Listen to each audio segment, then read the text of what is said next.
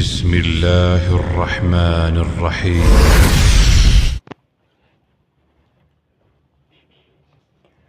رحم اللہ من قرأ الفاتحہ. بسم اللہ.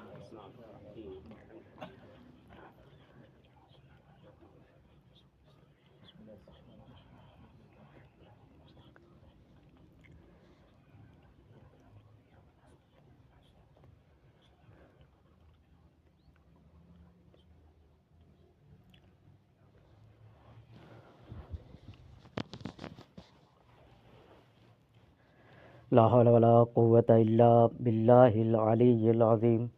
اعوذ باللہ من الشیطان الرجیم. بسم اللہ الرحمن الرحیم.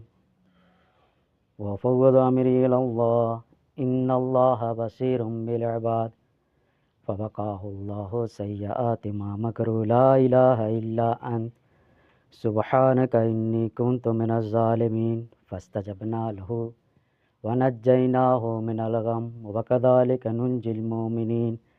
حسبنا اللہ نعم الوکیل نعم المولا ونعم النصیر. ثم الصلاة والسلام علی تحیۃ والاکرام علی الامی المکی المدنی القرشی الہاشمی مولانا و مولا الثقلین جد الحسن والحسین ابی القاسم مصطفیٰ محمد.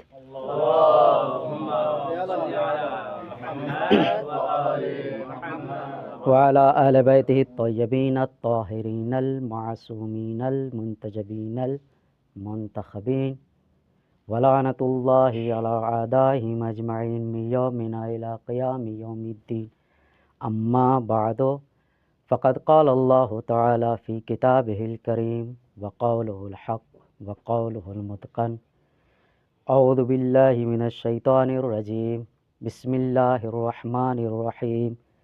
انا اعطیناک الکوثر فصل لربک وانحر ان شانئک هو الابتر. صلوات.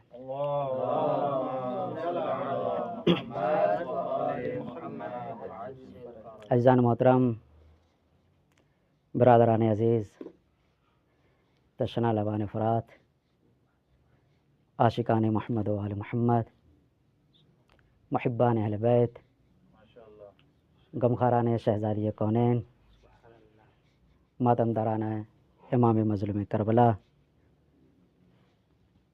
میں نے جس سورہ کو اپنا سرنامہ سخن قرار دیا ہے اس میں خدا بند متعال کی ذات والا یہ صاف صاف لفظوں میں ارشاد فرماتی ہوئی نظر آ رہی ہے کہ بسم اللہ الرحمن الرحیم. شروع کرتا ہوں اللہ کے نام سے جو بڑا مہربان اور نہایت ہی رحم کرنے والا ہے. انا اعطیناک الکوثر، بے شک اے رسول ہم نے آپ کو کوثر عطا کیا. فصلی لربک وانحر، پس تم اپنے پروردگار کے لیے نماز پڑھو اور نحر کرو، قربانی دو. ان شانئک هو الابتر، کہ بے شک آپ کا دشمن لا ولد دم بریدہ ہے. توجہ کا طالب عزیزان محترم، اس سورہ میں جو قرآن مجید کی سب سے چھوٹی سورہ ہے مگر اپنے موضوع کے اعتبار سے کافی وسیع و ریز ہے، فصاحت و بلاغت کے لحاظ سے بے مثال بے نظیر ہے، اور اس کم مدت میں صرف اشارتاً اور کنایتاً بات کی جائے گی تو کچھ یوں ہوگا کہ خدا بند متعال کی ذات والا. تو سب سے پہلے ہم یہ بتا دینا چاہیں گے کہ اگر کوئی بھی شخص کسی کو ہدیہ دیتا ہے تو دینے والا شخص وہ اپنی وسعت کے اعتبار سے، اپنی قدرت کے اعتبار سے دوسرے کو ہدیہ پیش کرتا ہے. ایک امیر اگر ہدیہ دے گا تو اس کے ہدیہ دینے کا طریقہ کچھ اور ہوگا، وہ اپنے مال و دولت کے اعتبار سے سامان خریدے گا. مگر روایت کے جملے یہ ہیں کہ کسی کا بھی دیا ہوا ہدیہ چھوٹا یا بڑا نہیں ہوتا، یہ تو ہمارے یہاں ثابت ہے. مگر جب ہم یا ہمیں کوئی شخص ہدیہ دے گا تو دینے والا اپنی وسعت کے اعتبار سے دے گا. ایک غریب ہے، اس کے پاس اتنا مال و دولت نہیں ہے، تو جب وہ کسی کے یہاں ہدیہ دینا چاہے گا، کسی کو دینا چاہے گا، وہ یہی سوچے گا کہ کم سے کم مال و دولت سے ان کو نپٹا دیا جائے. اور اگر امیر رہے گا تو اپنی شان و شوکت کے لحاظ سے، دکھانے کے لحاظ سے اسی اعتبار سے ہدیہ دے گا. تو دینے والا یہ سوچے گا کہ میں جس جہت سے دینا چاہ رہا ہوں سب سے اعلیٰ دوں، کسی سے کم میرا نہ دکھائی دے. تو توجہ کا طالب ہوں عزیزان محترم، جب خدائے لامحدود اگر اپنے محدود بندے خاتم النبیین کو ہدیہ دینا چاہے گا تو لامحدودیت کے اعتبار سے دینا چاہے گا. یعنی سمیٹنے والے اگر سمیٹنا چاہیں پھر بھی اس ہدیے کو سمیٹ نہ سکیں. اس کی وضاحت انشاءاللہ ہوتی رہے گی کہ پھر بھی اس کو سمیٹ نہیں پائیں گے. مگر اگر ہدیہ ہم کو ملا ہے تو یہ بھی ہے کہ شکر ادا کرنا چاہیے. خدا نے دیا، کہا رسول ہم نے آپ کو عطا کر دیا. اب ایسے ہی نہیں ہے، آپ کو اس کے بدلے میں نماز پڑھنی پڑے گی، قربانی دینی پڑے گی. تب کہیں جا کے آپ کا دشمن لاولد قرار پائے گا. جو آپ کو تانا دے رہے ہیں، تانا دینے والے خود لاولد ہو جائیں گے، خود دم بریدہ ہو جائیں گے.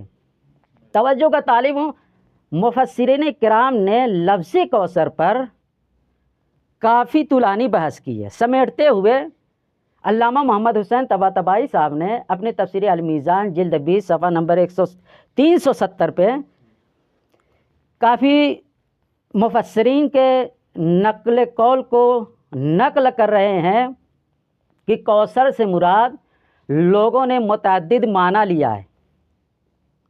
کسی نے کوثر سے مراد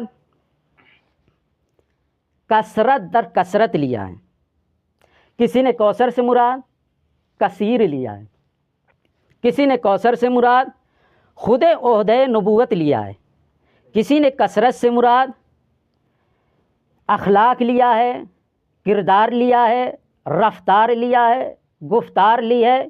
تو کسی نے کوثر سے مراد حوض کوثر لیا ہے، تو کسی نے کوثر سے مراد جنت میں اس نہر کو لیا ہے جو دو درختوں کے درمیان جاری و ساری ہے،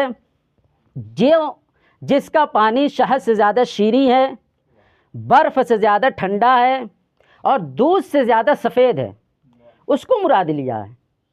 یعنی ہر مفسرین نے اپنے اپنے اعتبار سے لفظ کوثر سے مراد لیا ہے. مگر علامہ طباطبائی صاحب نے یہ ارشاد فرمایا کہ اگر ہم تمام باتوں کو مد نظر رکھیں تو ہر ایک مفسر نے جس معنی کو مراد لیا ہے وہ اپنی جگہ صحیح ہے. مگر جب ہم خود اس چھوٹی سی سورہ میں غور و خوض کریں گے، فکر کریں گے، تدبر کریں گے تو ہم یہ پاتے ہیں کہ خداوند متعال کی ذات والا آخری آیت میں ارشاد فرماتا ہوا نظر آ رہا ہے کہ ان شانئک هو الابتر، کہ اے رسول بے شک آپ کا دشمن لاولد ہے. اس کا مطلب ہوگا کہ جو تحفہ دیا گیا ہے آپ کو، وہ جو لاولد ہیں آپ کو ولد کی صورت میں دیا گیا ہے. یعنی کہ ہر حال میں آپ کو کوثر سے مراد بنت الرسول ہی لینا پڑے گا. عزیزان محترم، اور دوسرا زاویہ یہ ہے کہ کوثر سے مراد ہم بنت الرسول کیسے لیں؟ تو دوسرا زاویہ کچھ یوں ہوگا کہ اگر کسی مفسر نے لفظ کوثر سے مراد نبوت لیا ہے تو ہم یہ کہیں گے کہ نبوت ان کے در پہ سلامی کرتی ہوئی نظر آ رہی ہے. اگر کسی نے اخلاق و کردار کا ایسا مجسمہ لیا ہے جو بے نظیر و بے مثال و لاجواب ہوگا تو مجسمہ رسول خدا صلی اللہ علیہ وسلم ہوگا کہ جن کے بارے میں خدا نے فرمایا انک لعلی خلق عظیم، کہ اے رسول ہم نے آپ کو خلق عظیم پر فائز کیا. یہ فائز ہونے والا اسی کا باپ ہے جس کو ہم مراد لیتے ہیں. اور اگر کسی نے امامت مراد لی یا کوئی اور عہدہ مراد لیا تو یہ سب کے سب جناب فاطمہ زہرا سلام اللہ کے آنگن میں تربیت اور پروان چڑھتے ہوئے نظر آئیں گے. اب جملے کو سمیٹ کر یوں کہہ دوں اور اگر اپنی بات کو آپ تک پہنچانا چاہوں تو خدائے اللہ محدود نے یا یوں کہوں کہ خدائے وحدہ لا شریک نے اپنے رحمان و رحمانیت کے ذریعے سے اپنے رحمت للعالمین کے یہاں رحمت جیسے تحفے کو نوازا۔ نعمت پہ سوال ہوگا، رحمت پہ نہیں ہوگا۔ صلوات بر محمد و آل محمد۔ تو عزیزان محترم، انا اعطیناک الکوثر، بے شک ہم نے آپ کو کوثر عطا کیا ہے۔ اب آئیے، یہ جو کوثر سے مراد اگر ہمارے نظروں کے سامنے واضح اور روشن ہو گیا ہو تو اب یہ کہا جائے گا کہ اس کوثر کا اصل نام کیا ہے، اس کے القاب کیا ہیں، ان کے فضائل و کمالات کیا ہیں۔ طویل بحث ہے عزیزان محترم، مگر ان ابی عبداللہ علیہ السلام کی امام محمد باقر علیہ السلام کی ذات والا نے ارشاد فرمایا، لفاطمۃ تسعۃ اسماء عند اللہ عز وجل، کہ بے شک اللہ کے نزدیک جناب فاطمہ زہرا سلام اللہ علیہ کا نام 9 نام ہیں۔ فاطمۃ والصدیقۃ والمبارکہ، کہ پہلا نام فاطمہ ہے، دوسرا نام صدیقہ ہے، تیسرا نام مبارکہ ہے، والطاہرۃ والزکیہ، چوتھا نام طاہرہ ہے، پانچواں نام زکیہ ہے، والراضیۃ والمرضیہ، چھٹا نام راضیہ ہے، ساتواں نام مرضیہ ہے، والمحدثۃ والزہراء، اور آٹھواں نام محدثہ ہے، اور 9واں نام زہرا ہے۔ عزیز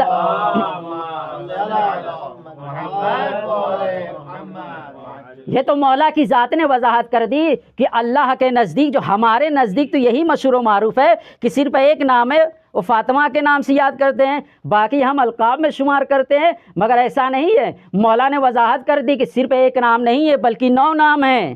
عزیزان محترم، کہا یہ جاتا ہے، اور روایت کے بھی یہ جملے ہیں، اگر کسی کی شخصیت کو ناپنا ہو، تولنا ہو، یا یہ دیکھا جائے کہ اس کے نام کا اس کے اوپر کتنا اثر ہوا ہے، تو اس کے نام کی طرف ملاحظہ کر لیجئے، سمجھ میں آ جائے گا کہ اس کے اوپر کتنا اثر ہوا ہے۔ عزیزان محترم، کہا جاتا ہے کہ ایک نام کا اتنا اثر ہوا مولائے کائنات پر کہ آج تک دنیا ان کا جواب نہ لا سکی۔ اعلیٰ نے علی نام رکھا تو علی بے نظیر و بے مثال ہو گئے۔ عزیزان محترم، جس شخصیت کا ایک نام ہو اور وہ ہر میدان میں لاجواب ہوتا ہوا نظر آئے، تو جس شخصیت کے 9 نام ہو، صلوات بر محمد وآل۔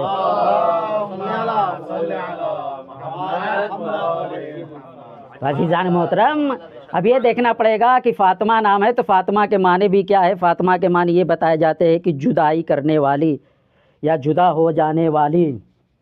توجہ کا طالب عزیزان محترم، جیسے عرب زبان میں دستور یہ ہے کہ جب ایک بچہ اپنے مادری غذا سے جدا ہو جاتا ہے تو اسے کہا جاتا ہے کہ فاطمہ الولد، کہ بچہ اپنی ماں سے جدا ہو گیا، یعنی اب وہ شیرخوار نہیں رہا ہے، اب وہ دوسری غذا کو کھانا شروع کر دیا، تو بے معنی جدائی کے ہوتے ہیں۔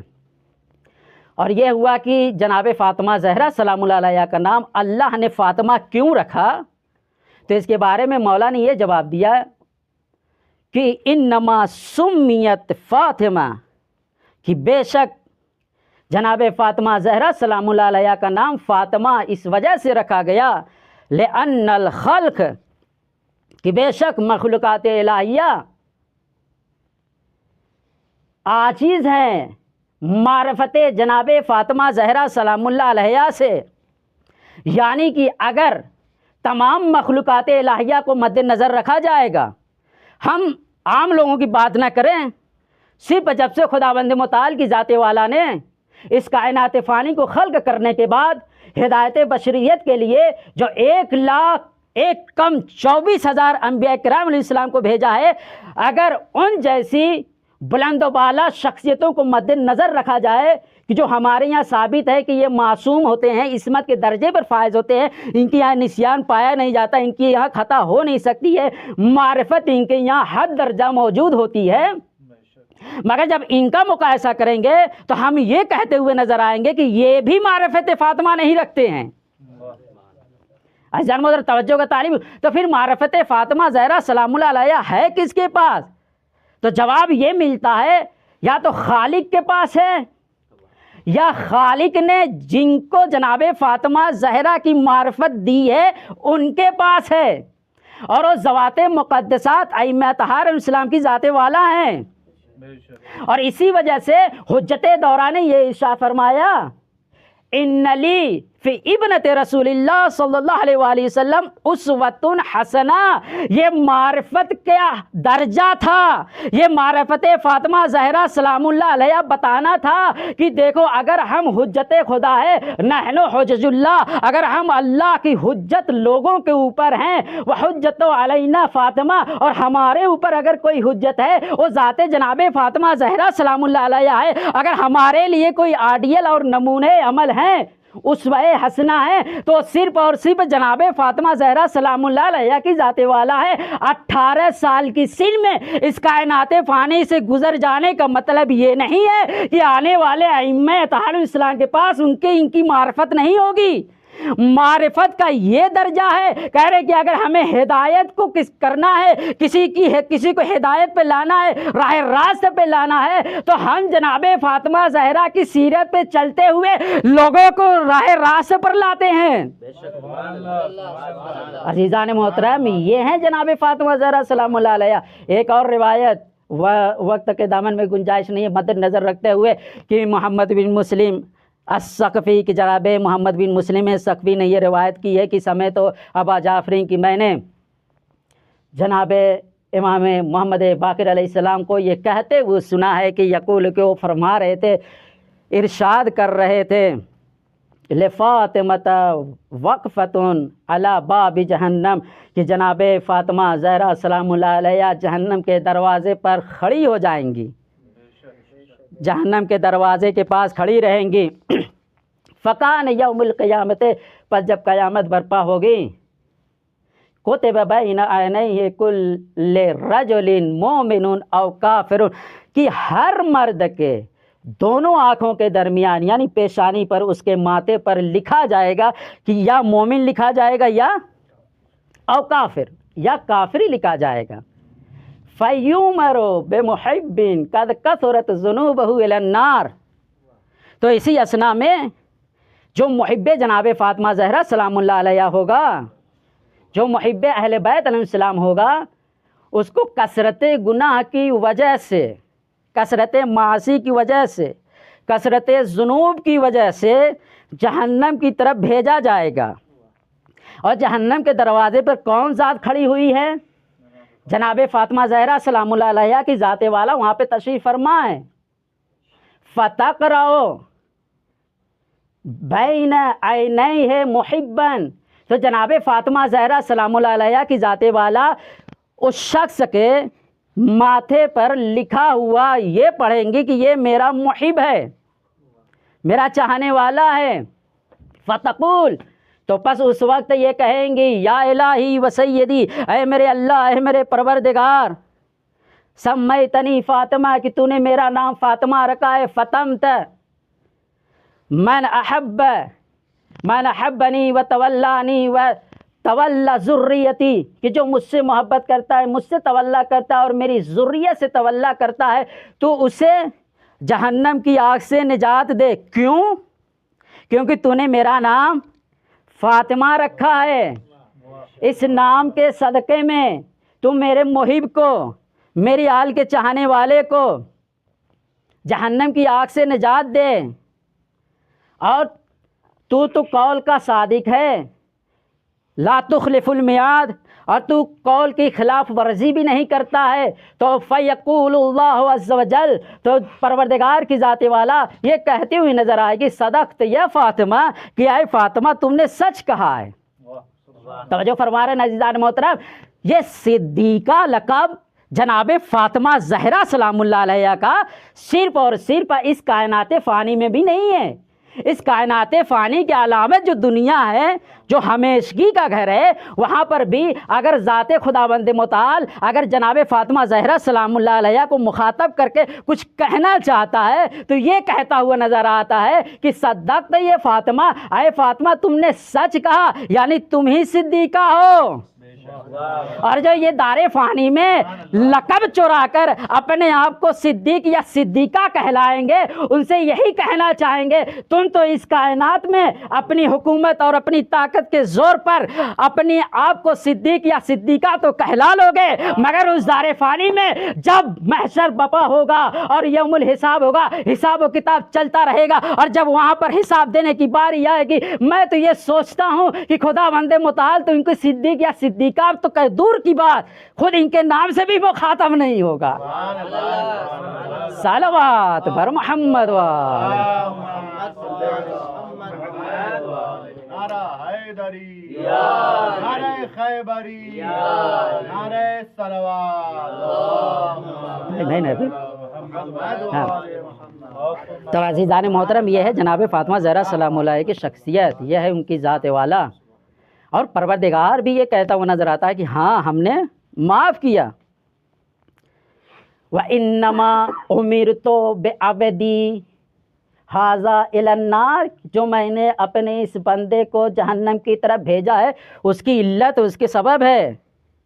اے فاطمہ میں جانتا ہوں یہ تمہارا محب ہے، تمہاری اولاد کا چاہنے والا ہے، میں اس کو جہنم میں نہیں ڈالوں گا، اگر نہیں جہنم کی طرف بھیجتا تو تمہاری فضیلت کیسے واضح اور روشن ہوتی۔ لہذا جو میں نے اس گنہگار بندے کو جہنم کی طرف بھیجا ہے اور تم نے رک کر اس کی شفاعت کرنا چاہیے، لتشفعی باشفع، کہ میں نے اس کی شفاعت کی تمہاری شفاعت کی وجہ سے، میں نے اسے معاف کیا تمہاری وجہ سے، معاف کر دیا کیوں؟ لتبین، تاکہ میں واضح اور روشن کروں، لملائکتی، اپنے ملائکہ کے لیے، والرسلی، اور رسولوں کے لیے، وانبیائی، اور انبیاء کرام کے لیے، واہل الموقف، اور پورے محشر پہ کھڑے رہنے والوں کے اوپر، موقف کے، تمہاری اہمیت کو، تمہاری فضیلت کو، منی جو میرے نزدیک ہے، ومکانت عندی، جو تمہارا مکان، تمہاری فضیلت، تمہارا درجہ، تمہارا مرتبہ، تمہاری رفعت، تمہاری بلندی جو میرے یہاں ثابت ہے، میں اس بات کو ثابت کرنے کے لیے، لوگوں کو دکھانے کے لیے، صرف لوگ نہیں، اس میں انبیاء کرام بھی شامل ہے، اس میں ملائکہ بھی شامل ہے، جوار قدس میں رہنے والے فرشتے بھی شامل ہیں، اس میں پوری مخلوقات الہیہ شامل ہے، اس کے سامنے میں تمہاری فضیلت کو واضح اور روشن کرنا چاہ رہا ہوں۔ فقرات، پس جس کے اوپر بھی تم پڑھو، بین عینی محبن، کہ اس کی پیشانی پہ محب لکھا ہوا ہے، فخذوہ بیدیہ وادخلوہ الجنہ، تو تم اس کو اپنے ہاتھوں سے پکڑ کر جنت میں داخل کر دو۔ اور عزیزان محترم، یہی مقام اور مرتبہ ہوگا کہ اگر خدا نے خواستہ، سب سے پہلے تو ہم یہ کہنا چاہیں گے کہ ہمیں گناہوں سے پرہیز کرنا چاہیے، اپنے آپ کو پاک و پاکیزہ کرنا چاہیے، تزکیہ نفس کے ذریعے سے، مراقبہ نفس کے ذریعے سے کمالت و سعادت کی منازل کو طے کرتے ہوئے نظر آنا چاہیے، اور طے کرنے کے بعد ہمیں اس درجے پہ پہنچ جانا چاہیے کہ اگر ہمارے وقت کے امام یہ کہتے ہوئے نظر آئے کہ کونوا لنا زینا، کہ تم ہمارے لیے زینت کا سبب بننا، ذلت کا سبب نہ بن جانا، تو ہمیں اس پر عمل کرتے ہوئے اس مقام تک پہنچ جانا چاہیے کہ اگر روز محشر خدا نے خواستہ اگر کسی کو جہنم کی طرف بھیجا جائے تو یہ نوبت نہ پہنچے کہ ہمیں بھی جہنم کی طرف بھیجا جائے، ہم بھی ان گنہگاروں میں شامل ہو جائے۔ نہیں، ایسا نہیں ہونا چاہیے، بلکہ سیرت جناب فاطمہ زہرا سلام اللہ علیہا پر عمل کرتے ہوئے ہمیں اس مقام تک پہنچ جانا چاہیے کہ جنت خود ہماری مشتاق ہو، نہ کہ ہم جنت کے۔ صلوات بر محمد وآل۔ تو عزیزان محترم، انا اعطیناک الکوثر، اے رسول بے شک ہم نے آپ کو کوثر عطا کیا ہے، فصل لربک ونحر، پس تم اس کے بدلے نماز پڑھو اور قربانی دو، ان شانک هو الابتر، کہ بے شک آپ کا دشمن لا ولد ہے۔ عزیزان محترم، یہ جناب فاطمہ زہرا سلام اللہ علیہ کی ذات والا کہ جس کی معرفت عام انسان کو تو دور کی بات خود انبیاء کرام علیہ السلام کو بھی نہ ہو، اس ذات پر اگر اس ذات کے دروازے پر اگر کوئی شخص آگ اور لکڑیاں لے کر جمع ہو جائے تو اس کی بے معرفتی کی نشانی ہے۔ اس نے جناب فاطمہ زہرا سلام اللہ علیہ کو سمجھا نہیں ہے، اس نے درک نہیں کیا ہے کہ یہ ذات کون سی ذات ہے۔ مگر روایت کے جملے ہیں کہ ایک صحابی رسول، جیسے اپنے یہاں بھی ہندوستان میں یہ دستور ہے، یہ دیکھا جاتا ہے کہ اگر کسی کے یہاں میت ہوتی ہے تو کم از کم 3 دن تک، تیجے تک جس کو کہہ لیا جائے، اس کے یہاں چولہا نہیں جلتا ہے۔ کوئی نہ کوئی رشتہ دار، اس کا چاہنے والا اپنی طرف سے کھانا بنا کر لے کر آئے گا اور وہ بزید رہے گا، اصرار کرے گا کہ ہاں جانے والا تو چلا گیا ہے، کل نفس ذائقۃ الموت، ہر زیرو کو، ہر نفس کو موت کا ذائقہ تو چکھنا ہی ہے، یہ تو وعدہ پروردگار ہے، مگر تم صبر کرو۔ تلقین کرتا ہے اور اس بات پر بضد ہوتا ہے کہ تم کھا لو، اس کو کھلاتا ہے، اس کے چاہنے والوں کو، اس کے قریبی رشتہ دار کو اس کو کھلاتا پلاتا ہے اور صبر کی تلقین کرتا ہے، کہتا ہے کہ صبر کرو۔ روایت کے جملے ہیں کہ یہی دستور عرب کے درمیان میں بھی پایا جاتا تھا، یا یوں کہا جائے کہ یہ دستور عرب سے ہمارے یہاں آیا ہے، کہ ان کے یہاں بھی یہی دستور پایا جاتا تھا۔ اگر کوئی جانے والا اس کائنات فانی سے گزر جاتا تھا تو اس کے یہاں چولہا نہیں جلتا تھا 3 دن تک، اور لوگ آتے تھے،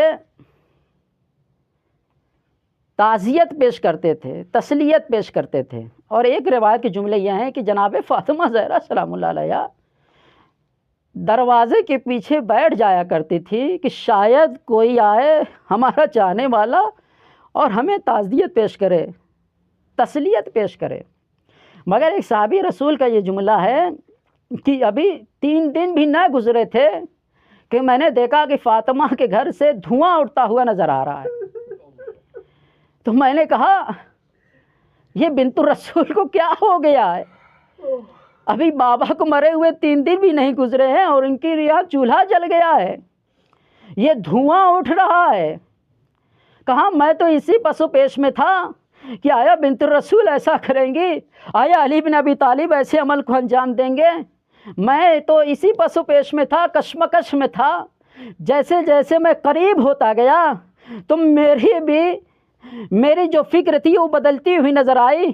جیسے جیسے میں قریب ہوتا گیا اور جیسے ہی بنت الرسول کے گھر کے سامنے پہنچا ہوں تو میں نے کیا دیکھا کہ کچھ دشمن رسول اور دشمن فاطمہ، دشمن اہل بیت آگ اور لکڑیاں لے کر دروازے پہ جمع ہیں اور دروازے پر آگ لگا دی ہے کہ جس کی وجہ سے دھواں اٹھ رہا ہے۔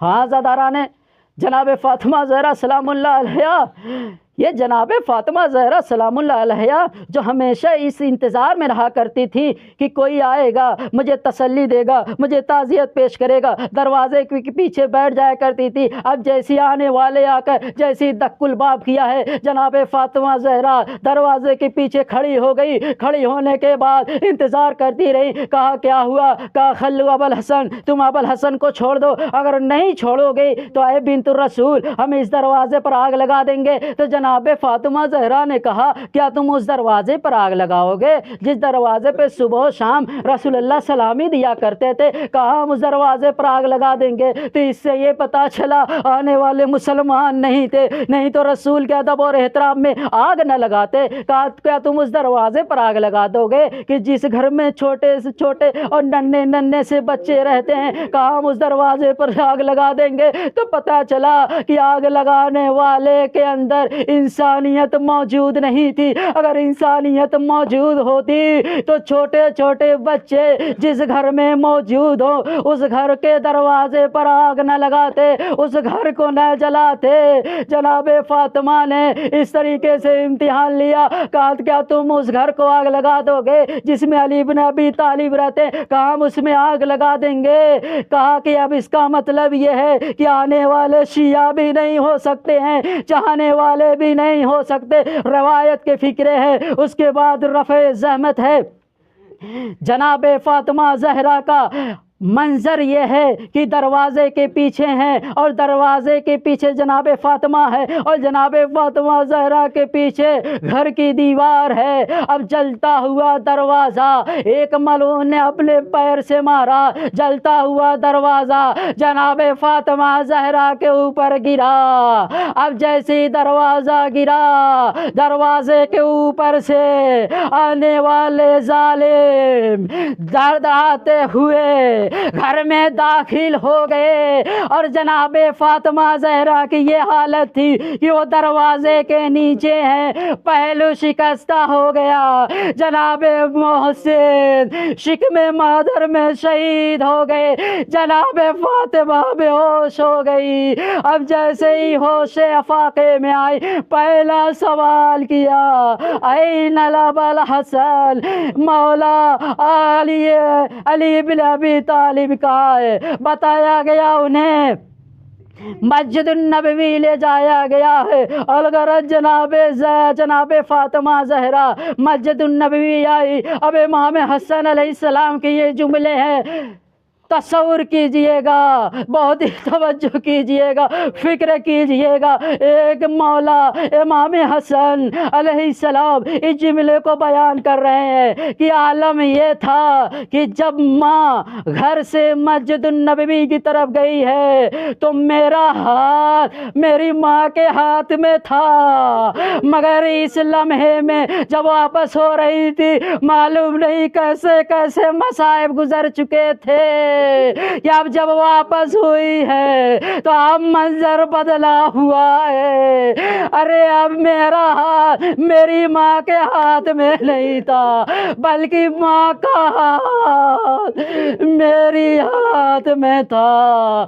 شاید اس کا وجہ اور سبب یہی ہو کیونکہ جب پلٹ رہی تھی تو تاریخ نے اس بات کو بھی ثبت کیا ہے کہ ظلم ڈھائے گئے تھے, تماچے لگائے گئے تھے.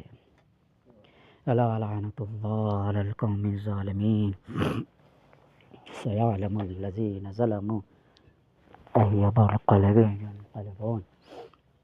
بہر الہ پروردگارا تجھے واسطہ ہے محمد و آل محمد کا ہمارے اس قلیل سے اعمال کو قبول فرما. بہر الہ پروردگارا ہمیں علوم اہل بیت علیہ السلام سے سرشار کر. بہر الہ پروردگارا پرچم اسلام کو سربلند فرما, پرچم کفر و شرک و نفاق کو سرنگو فرما. بہر الہ پروردگارا اسرائیل و امریکہ و برطانیہ کو نیست و نابود کر. بہر الہ پروردگارا مظلومین غزہ کی حمایت فرما, مظلوم لبنان کی حفاظت فرما, جہاں جہاں بھی شاہد کرار ہے ان کی جان و مال و عزت آبرو کی حفاظت فرما, اور اپنی آخری حجت امام زمان علیہ السلام کے ظہور میں تعجیل عنایت فرما. ربنا تقبل منا انک انت السمیع العلیم.